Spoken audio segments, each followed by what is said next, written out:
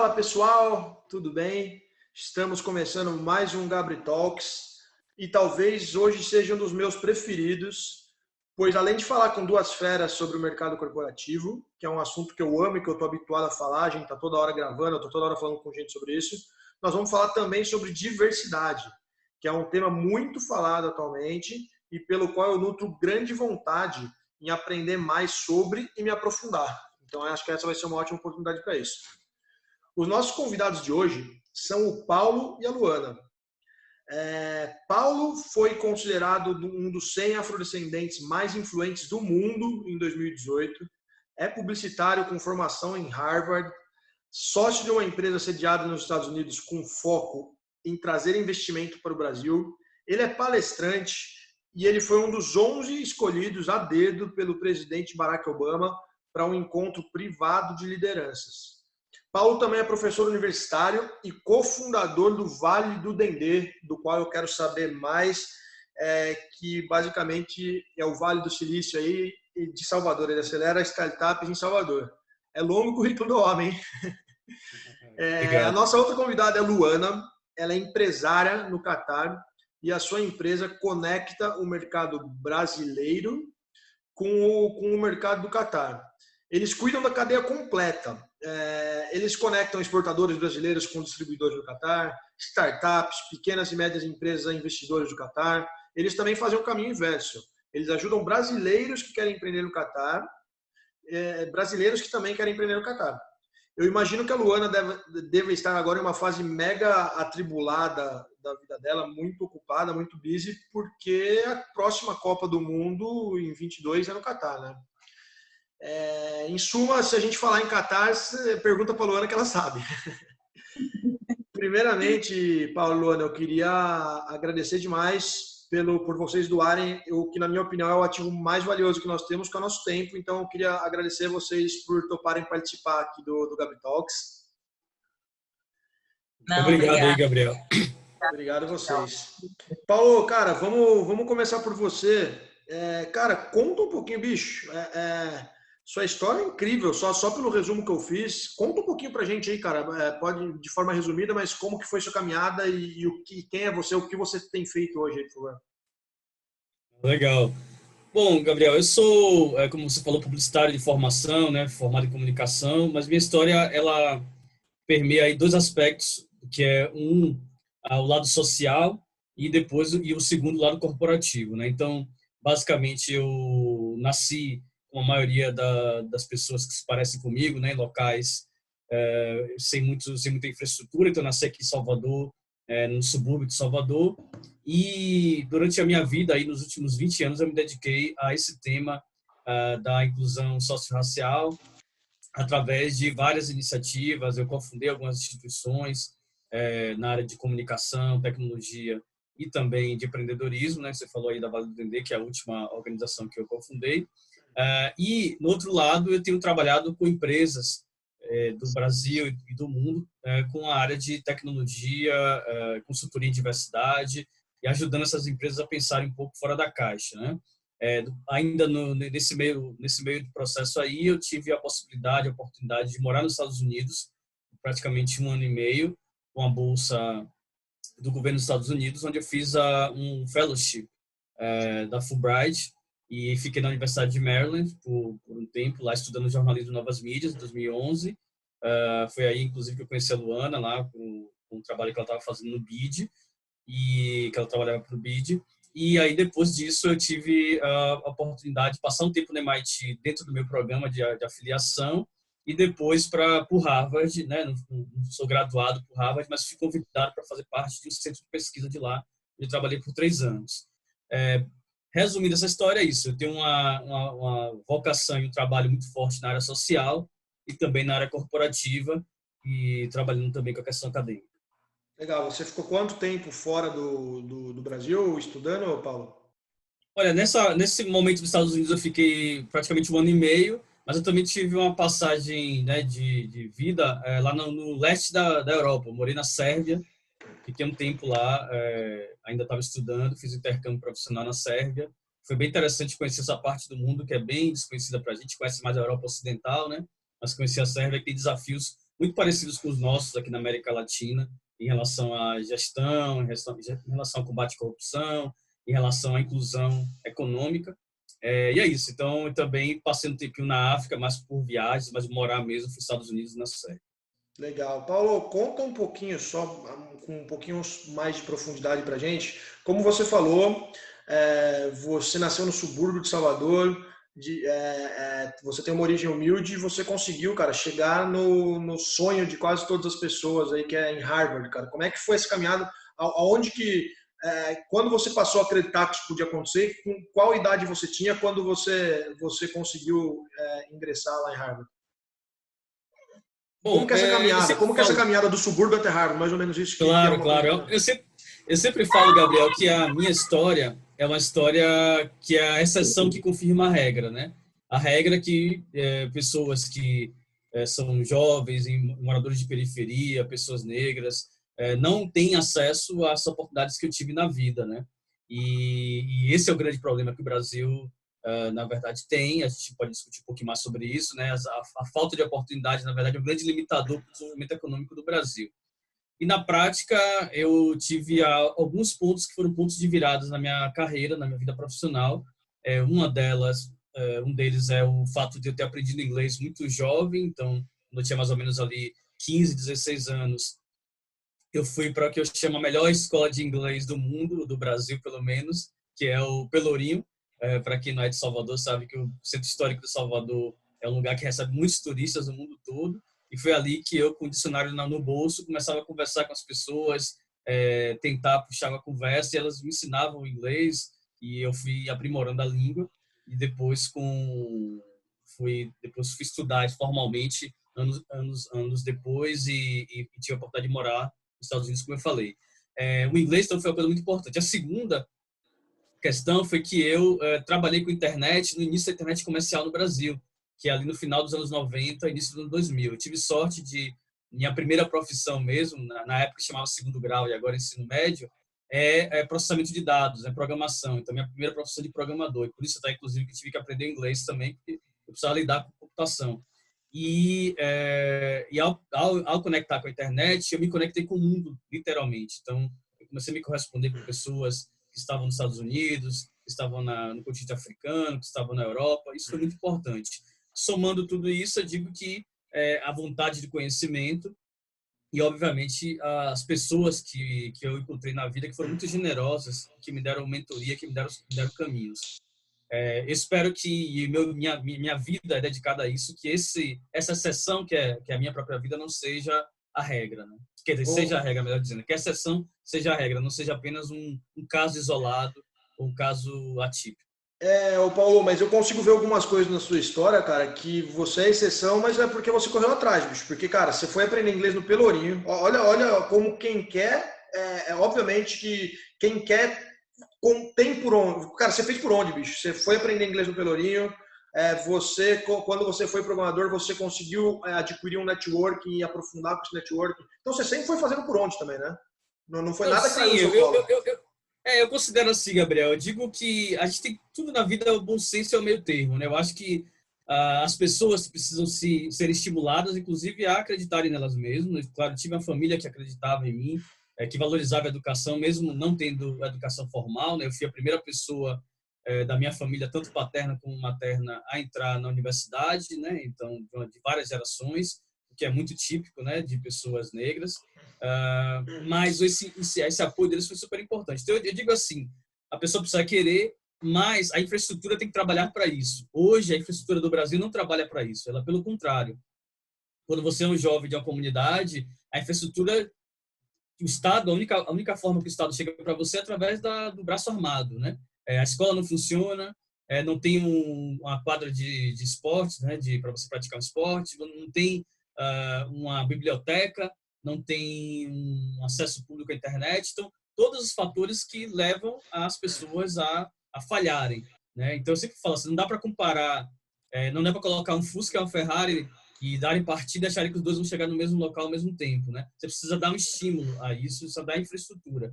Então, quando eu digo que eu sou exceção que confirma a regra, é porque eu inclusive, não me vanglorio do fato de eu conseguir ter chegado a lugares que nem, inclusive, as pessoas da classe média de Salvador, de São Paulo, do Rio conseguem chegar, né? Nem os brancos que têm acesso econômico, né? Chegar a Harvard, chegar em MIT, é uma coisa muito sofisticada e muito limitada, né? Mas o fato de eu fazer isso não é um mérito 100% meu, na verdade é um mérito meu, claro, também, mas tem a ver com um conjunto de fatores que me fizeram chegar lá.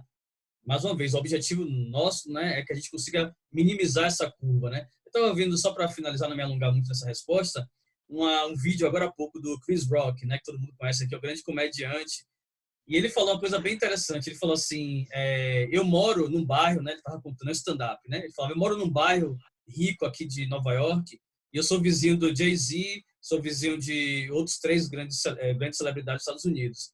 E ele falou assim, mas eu olhei para o meu lado, meus vizinhos brancos, e eu perguntei assim, quem são eles? Eu descobri que meus vizinhos são dentistas, médicos. Eles não inventaram um sistema revolucionário de tratamento dentário. Eles não são especiais, eles não são geniais. Eles são apenas dentistas, né? Então ele brinca no vídeo assim, o negro precisa aprender a voar e o branco só precisa dar um pulinho, né?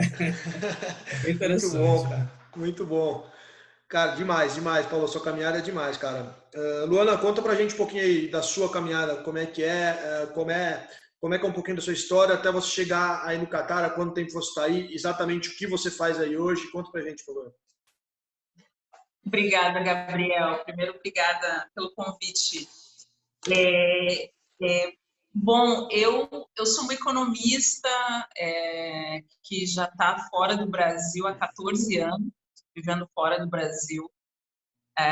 Eu me formei em economia na Universidade Federal do Rio Grande do Sul e saí do Brasil em 2006 para fazer mestrado e doutorado em economia. Eu me formei como doutora em economia pela Universidade de Aberdeen, no Reino Unido, e logo depois de eu ter me formado, eu fui selecionada para um programa, de certa maneira, prestigioso, né, visto por alguns como prestigioso, do Banco Interamericano de Desenvolvimento, chamado Jovens Profissionais, né?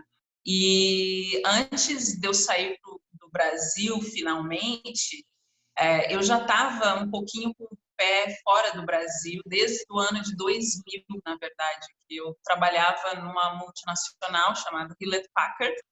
Eu comecei a minha carreira como desenvolvedora de software, né, para Hewlett-Packard, e É eu a viajava HP de impressora, né?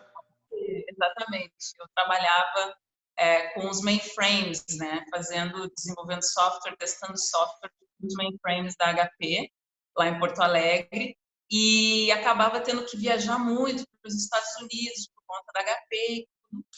E em 2005 eu fiz um programa na Alemanha de macroeconomia e economia monetária, e realmente foi lá que eu decidi que eu tinha realmente que sair do Brasil, que eu tinha que estudar fora, que eu queria realmente investir na minha carreira como economista, e acabei saindo. E comecei a minha carreira logo antes, um pouquinho antes do BID, eu trabalhei também como economista de petróleo e viajava muito para Angola. Então, eu tenho uma carreira, ou seja, de certa maneira, bem internacional. Quando eu estava no BID, eu morei no Haiti também, eu liderei a estratégia de gênero, né, do BID para o Haiti, e fiz uma série de projetos, né, em mais de 20 países da América Latina e do Caribe.